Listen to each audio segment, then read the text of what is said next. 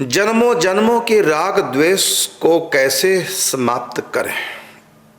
भजन के द्वारा, सत्संग के द्वारा, विवेक के द्वारा।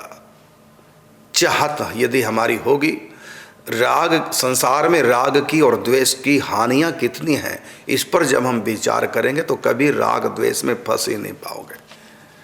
राग द्वेष करने का तो अर्थ सीधा सीधा यह है कि भजन भी करें, चिंतन करें, राग द्वेष में पड़े। राग का मतलब आसक्ति, द्वेष का मतलब नफरत, द्वेष। तो राग द्वेष क्या करता है? जितनी भी हमने साधना की, सारी साधना को समाप्त कर देता है। हमने जो भजन, पूजा पाठ, चिंतन, मनन किया, वो सब का सब समाप्त हो जाता है राग द्वेष की अग्नि में। इसलिए राग द्वेष की हानियां कितनी हैं, इस पर जब हम विचार करेंगे सत्संग के द्वारा, और इतना नहीं, जब हमारे अंदर तमगुण रजगुण होगा तब हम विचार कर ही नहीं पाएंगे, कर भी लेंगे तो कोई असर नहीं होगा। जब हमारी सत्व गुण में प्रतिष्ठा होगी, सत्व गुण में प्रतिष्ठा के बाद जब सत्संग पर हम विचार करेंगे, विवेक हमारा जब जगेगा सात्विकता प्राप्त करके, तभी हम राग द्वेष से मुक्त हो सकते हैं। जब तक तमोगुण हावी रहेगा, जब तक रजोगुण हावी रहेगा, तमोगुण में द्वेष और रजोगुण में राग व्यक्ति के ऊपर हावी रहता है, ऐसी स्थिति में सत्संग कथा भी सुनेगा तब भी उसका राग और द्वेष समाप्त नहीं हो पाता, और ऐसा प्रत्यक्ष में देखा भी गया है। तो ऐसी स्थिति में हम क्या करें? हम पहले सात्विक बने, सत्वगुणी आहार करें और सत्वगुणी स्थानों में निवास करें, सत्वगुणी संग करें और सत्वगुणी मंत्र का जाप करें, सत्वगुणी ग्रंथों का अध्ययन करें। इस प्रकार सब कुछ सत्वगुणी करके जब हम कुछ कुछ सत्वगुण में प्रवेश करने लगेंगे, फिर जो सत्संग कथा हम सुनते हैं, पढ़ते हैं, उसका फिर हमारे ऊपर असर होगा। तब हमको लगेगा कि ये तो बहुत बुरी वस्तु है राग और द्वेष, ये तो हमारे सारे भजन को खाए जा रहा है। जैसे कहावत है ना कि अंधी पीसे कुत्ता खाए। एक नेत्रहीन महिला गेहूं को पीस रही है और इधर आटा बन बन के आगे डलिया में गिर रहा है, लेकिन वो नहीं जान पाई कि इधर कुत्ता बैठा हुआ है, क्योंकि आंखें तो थी नहीं। और जितना पीस करके आटा आगे आ रहा था डलिया में, वो कुत्ता चाटता जा रहा था। और जब पूरा उसका गेहूं पिस गया और जब देखा, डलिया उठाई बिल्कुल हल्की, ये कहाँ गया आटा? तो बाद में आँख वाले ने बताया कि तुम जो पीस रही थी तो अंधा चूहा, और क्या बोलते हैं, कुत्ता उसको चाट रहा था, खा रहा था। तो तब से कहावत बनी, अंधी पीसे कुत्ता खाए। तो यदि हम राग द्वेष में पड़े रहेंगे तो सत्संग, भजन, कीर्तन क्या होगा? ये तो हो गया चक्के चलाना, और हमारा राग द्वेष क्या है? ये कुत्ता है जो चाटेंगे हमारी इस साधना को, तपस्या को। इसलिए हमको राग द्वेष से बचना है। जब हम राग द्वेष की हानियां समझ जाएंगे तो उसके बाद फिर हम कर ही नहीं पाएंगे।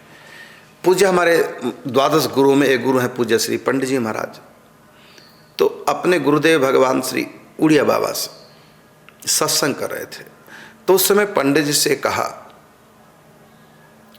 कि पंडित जी राग द्वेष से बचते रहना बस। और पंडित जी ने सुन लिया कि मुझको राग द्वेष से बचना, तो एक बार का कहवा जीवन भर वो राग द्वेष से बचते रहे। ना किसी से राग किया, ना किसी से द्वेष किया, जीवन भर। ऐसी ऐसी परिस्थितियां आती हैं क्योंकि जो हमारे अनुकूल होते हैं उनसे राग हो जाता है, जो हमारे प्रतिकूल होते हैं उनसे द्वेष हो जाता है।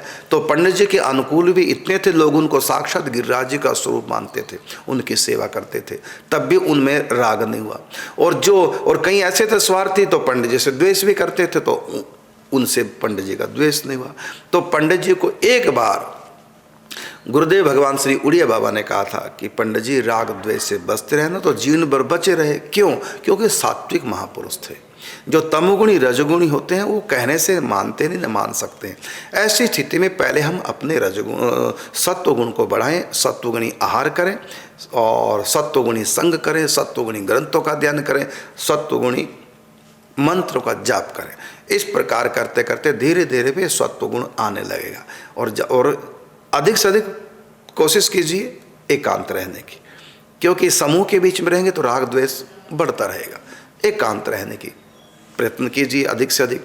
उसके बाद फिर कुछ समय के बाद सत्वगुण आएगा, फिर आप राग द्वेष से बचने लग जाएंगे। इतनी योग्यता आ जाएगी सत्वगुण के कारण से। ये आपके प्रश्न का उत्तर। अगला प्रश्न है कि जीवन सेवा में समर्पित करना हो तो आपके पास जगह मिल सकती है? बिल्कुल मिल सकती है, आपका हम स्वागत करते हैं। लेकिन सचमुच में यदि आप सेवा के लिए आ रहे हैं तो आपका स्वागत है।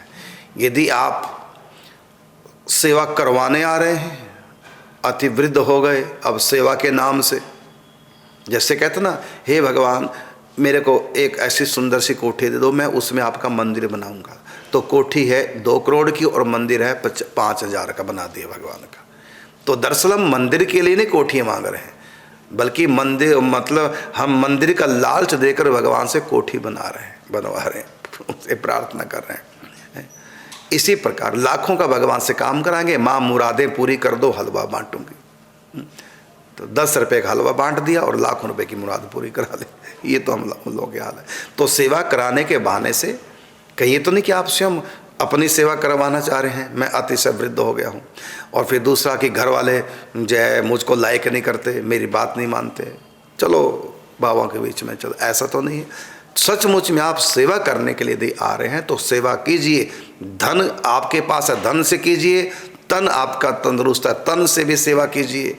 लेकिन यदि आपके अंदर सेवा भाव नहीं है और सेवा से मन चुराना चाहते हैं तो सेवा के बहाने से कहीं ऐशो राम की तरफ ना ध्यान चला जाए। ये भी तो है ना, मुझको चाय चाहिए, हमारे यहाँ चाय नहीं बनती, आपके हम तो चाय पिएंगे, हमको आदत है। तो ऐसी गंदी आदतों को लेकर के यहाँ ना आए। तो आप तंबाकू बीड़ी सिगरेट नहीं पी सकते, है ना, ये सब यहाँ नहीं चलते, चाय तक नहीं हमारे यहाँ पीते कोई। तो ये आदतें आपको छोड़नी पड़ेंगी।